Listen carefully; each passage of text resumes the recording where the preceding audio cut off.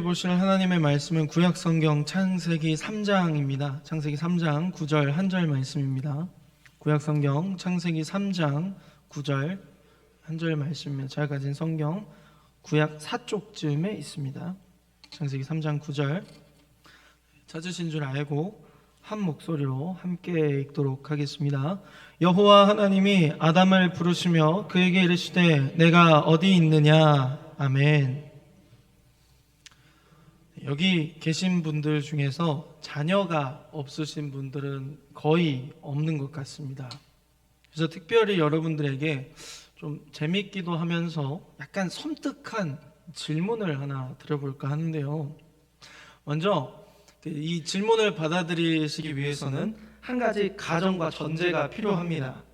여러분들의 자녀들이 가장 예쁘고 가장 말을 잘 들었던 그 자녀들이 눈에 넣어도 아프지 않았던 그때를 한번 떠올려 보시기 바랍니다. 그리고 그 아이의 손을 잡고 사람이 아주 많고 드넓은 놀이공원을 갔다고 한번 상상해 보시겠습니다. 정말 아름답고 예쁘고 소중한 내 아이의 손을 잡고 놀이공원에 갔는데 그만 그 놀이공원에서 아이의 손을 놓쳐서 아이를 잃어버렸다라는 그런 상상을 한번 해보시겠습니다. 과연 이때 여러분들의 입에서 가장 먼저 튀어나올 말이 무엇일까요? 자녀가 없다고 하시는 분들은 가진 물건들 중에서 가장 소중하고 귀중한 물건이 어느 날 갔다 와 보니 사라져 버렸다라는 그런 상상을 또 해보시길 바랍니다. 과연 그런 상황에서 나의 가장 소중하고 나의 가장 최고의 보물과 같은 내 자녀 혹은 내 물건이 갑자기 어느 순간 사라져 버렸다라는 상상을 하게 되면 우리의 입에서 가장 먼저 어떤 말이 튀어나올까? 믿는 사람이든 믿지 않는 사람이든 동일하게 자녀의 이름을 부르면서 애타게 부르면서 누구누구야 어디 갔니? 누구누구야 어디 있니? 라고 목 놓아서 부르지 않을까요? 다들 동의하십니까? 고가의 물건을 잃어버린 경우에는 막 머리를 막 이렇게 쥐어짜면서 그게 어디 갔지? 어디 갔지? 이렇게 하지 않을까요? 그런데 오늘 우리가 상상으로만 그 상상을 해봤을 때 그렇게 아찔한 상황인데도 이것과 비교할 수 없는 상실감으로 절규하면서 소리쳤던 분이 바로 오늘 말씀에 기록되어 있습니다. 오늘 창세기에 기록된 우리가 함께 읽었던 3장 9절의 말씀이 바로 정말로 사랑하고 정말로 하나님의 형상과 모형을 본따서 창조의 면류관으로 삼아주신 그 사람이 범죄함으로 인해서 한순간에 하나님께 상실되어 버린 그 아픔과 그 놀람과 그 슬픔을 하나님은 단 한마디로 오늘 이야기하고 계십니다. 창세기 2장에서 하나님은 사람을 어떻게 만드셨는지에 대해서 자세하게 기록하십니다. 사람은 흙으로 지어졌습니다. 하나님의 형상과 모양을 따라서 하나님이 만드신 최고의 창조의 걸작품이고 창조의 면류관입니다. 하나님은 한낱 흙뭉치에 불과했던 사람에게 생기를 불어넣으심으로 생명이 되게 하셨습니다. 살아있게 하셨습니다. 하나님의 형상대로 하나님의 모양대로 지음받은 사람은 그 어떤 존재보다 지혜롭고 하나님을 닮은 존재였습니다. 그런데 그 사람에게 하나님은 더 큰 복을 주시죠. 하나님이 만드신 모든 창조물들을 하나님을 대신해서 다스리고 그 환경 속에서 생육하고 번성하게 하셨습니다. 하나님이 그러한 권한을 한낱 피조물인 사람에게 맡겨주셨다라는 것이죠. 하나님께서 그것을 맡겨주실 때에 하나님은 눈에 보이는 큰 두 가지의 확실한 증거물을 세우셨습니다. 그것이 바로 하나는 동산 중앙에 위치한 선악을 알게 하는 나무였으며 다른 하나는 생명나무였습니다. 하나님은 동산에 있는 모든 것들을 다 인간에게 허락하셨습니다. 그러나 딱 한 가지만 지켜달라고 하셨습니다. 그것은 동산 중앙에 있는 선악을 알게 하는 나무의 열매를 먹지 말라라고 하는 것이었죠. 이것만 지키면 사람은 하나님께서 만드신 그 최고의 에덴 동산에서 하나님과 함께하며 영원히 살 수 있었습니다. 그런데 사람은 결국 그렇게 되지 못했습니다. 왜냐하면 사탄이 그것을 보고만 있지 않았기 때문이죠. 사람은 사탄의 게임을 당하게 되었습니다. 사탄이 뱀을 통하여서 사람에게 다가와서 하나님이 정말로 동산에 있는 모든 나무의 열매를 먹지 말라고 하더냐, 하나님의 말씀을 전체를 부정해 버립니다. 하나님의 말씀에 대하여서 그러한 도전을 받은 인간은 흔들리게 됩니다. 동산 중앙에 있는 선악을 알게 하는 나무의 열매를 결국 따먹어 버리고 맙니다. 그리고 그 열매를 먹고 나자 주어지는 결과물들이 창세기 3장에 상세하게 기록되어 있습니다. 첫 번째로는 그들이 벌거벗은 것을 깨닫게 됩니다. 그들의 수치를 그들이 깨닫게 되었다라는 것이죠. 죄를 지었기 때문에 그들의 죄에 대한 수치를 깨닫게 되었습니다. 그리고 그들이 무화과나무 잎을 엮어서 치마로 삼고 하나님의 낯을 피하여 숨었다라고 기록합니다. 죄에 대한 수치를 깨달았을 뿐만 아니라 이 죄에 대한 두려움까지도 인간은 깨닫게 되었습니다. 수치와 두려움은 죄인에게 드러나는 가장 큰 중요한 특징입니다. 하나님의 말씀에 대한 불순종으로 인하여서 인간은 죄 가운데로 떨어져 버렸습니다. 죄인이 되었다라는 것이죠.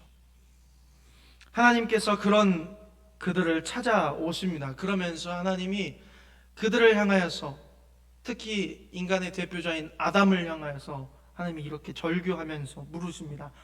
네가 어디 있느냐? 하나님은 온전하시고 완전하신 분이십니다. 하나님은 공의이시며 선 그 자체이십니다. 그러므로 하나님이 하시는 모든 일이 선하십니다. 하나님은 거룩하신 분입니다. 하나님은 죄가 없으신 분입니다. 죄와는 결코 함께 하실 수 없는 분이십니다. 하나님의 언약을 지키면서 그 언약 안에 있을 때 사람은 늘 언제나 거룩하신 하나님과 동행할 수 있었습니다. 그러나 그들이 죄를 지음으로 더 이상 거룩하신 하나님과 함께 할 수 없게 됐습니다. 그래서 하나님은 죄로 인하여서 그 사랑하는 자녀들을 잃으시게 되었습니다. 죄로 인해 사랑하는 자녀가 멸망의 길로 내려가게 된 것이죠. 그때 하나님이 절규하면서 부르십니다. 아담아, 네가 어디 있느냐? 내 사랑하는 아담아, 너 어디 갔느냐? 하나님의 이 처절한 외침을 죄로 타락해버린 인간은 바로 듣지 못합니다. 죄로 인해서 그들의 눈이 즉시 가리워졌고 귀가 막아졌습니다. 아담은 그 절박한 외침 가운데 죄로 인해서 하나님의 사랑하는 자녀들을 잃어버린 그 상실감으로 외치는 그 외침을 그냥 곧이곧대로 받아들입니다. 그래서 하나님은 그 아담이 변명하는 것을 들으시고 하나님이 다시 이야기하십니다. 창세기 3장 15절에서 이야기하시죠. 내가 너로 여자와 원수가 되게 하고 내 후손도 여자의 후손과 원수가 되게 하리니 내 여자의 후손은 내 머리를 상하게 할 것이요 너는 그의 발꿈치를 상하게 할 것이니라 하시고, 본문은 이 읽었던 말씀은 하나님께서 하와가 뱀에게로 죄를 지음에 대한 책임을 돌리자 하나님이 뱀에게 저주하면서 이르신 말씀입니다. 이 말씀 가운데 사람을 꾀어서 죄를 짓게 했던 사탄에 대해서 하나님은 그 즉시 선언하십니다. 자녀를 잃은 상실감과 그 죄를 떠넘기는 자녀들의 말을 듣고 그 자녀들에게 죄 짓게 했던 그 사탄을 향하여서 하나님은 즉시 선포하고 계십니다. 여자와 원수가 되게 하겠고 내 후손도 여자와 원수가 되게 하겠다. 하나님은 사탄에 대해서 전쟁을 선포하십니다. 자기의 자녀들을 잃게 만든 그 사탄에 대해서 그 자리에서 즉시 전쟁을 선포하시는 것이죠. 그리고 그 전쟁의 결과를 이미 정하셨습니다. 내 후손은, 여자의 후손은 내 머리를 상하게 할 것이요 너는 그의 발꿈치를 상하게 할 것이니라. 한마디로 사탄의 머리를 박살내겠다. 너를 그냥 아주 초죽음으로 만들어 놓겠다. 내 사랑하는 자녀들을 죄에 빠지게 한 사탄 네 머리를 아예 없애버려서 내가 너를 날뛰지 못하게 하겠다라고 이미 전쟁의 결과를 선포하신 것이죠. 사탄은 머리가 깨지지만 여자의 후손은 발꿈치를 물림과 같이 아주 별 신경 쓰이지도 않을 만큼 가뿐히 그 전쟁에서 승리한다는 말이 됩니다. 자녀를 죄 가운데, 죽음 가운데 내어주심을, 그들을 그렇게 잃어버리는 것을 견디실 수 없었던 하나님이 선택하신 방법, 그 인간을 구원하시기 위해서, 하나님이 택한 모든 인간을 구원하시기 위해서 하나님이 그 계획을 세우셨습니다. 근데 아이러니하게도 사랑하는 자기의 자녀들을 찾기 위해서 하나님이 선택하신 방법은 말도 안 되게도 자기 아들을 죽음으로 내어주는 것이었습니다. 세상에서 그냥 싹 쓸어버리고 처음부터 다시 만들면 될 수도 있는데 하나님은 그렇게 하지 않으셨습니다. 죄와 사망 가운데 내어주는 그 상실감을 견디실 수가 없어서 자신의 하나뿐인 독생자 곧 자신을 그들의 죄악을 대속할 제물로 내어주셨다라는 것이죠. 그 사랑과 은혜를 입어서 저와 여러분들이 지금 이곳에 있습니다. 하나님께서는 저와 여러분들을 잃어버리는 것을, 잃는 것을 견디실 수가 없어서 자기 아들을 속죄 제물로 내어주셨습니다. 그러나 여전히 하나님은 잃어버린 사랑하는 자녀들이 돌아오기만을 기다리고 계십니다. 죽음 가운데서 사랑하는 자녀들을 자기 아들을 내어주심으로 인해서 건져주시고 그 자녀 잃은 아버지의 마음을 우리들에게 깨닫게 하시기 때문입니다. 저와 여러분 모두가, 저와 여러분들의 모두의 가슴이 바로 그 하나님 아버지의 애통하는 가슴을 닮아가기를 소망합니다. 세상에, 그리고 우리 주변에 여전히 방황하는 영혼들이 너무나도 많습니다. 불신자들도 있고 교회를 나왔다가 떠나갔던 사람들도 있습니다. 교회 안에서 상처받고 떠나간 사람들도 있습니다. 잘못 신앙생활에서 실족한 사람들도 있습니다. 그러나 우리가 그들을 바라볼 때에는 잃어버린 자녀들을 애타게 찾으시는 하나님의 마음을 가지고 그들을 바라보아야 할 줄로 믿습니다. 그들을 향하여서 이 예수 그리스도의 십자가 복음을 전하지 않고서는 견딜 수 없는 마음을 품기를 소망합니다. 이제 말씀을 맺습니다. 사랑하는 성도 여러분, 우리를 사랑하사 그 아들을 죽기까지 내어주신 그 하나님께서 우리를 끝까지 사랑하시고 붙들어 주십니다. 그리고 그 끝까지 사랑하시고 붙드심 가운데 하나님 아버지의 마음을 깨닫기를 원하십니다.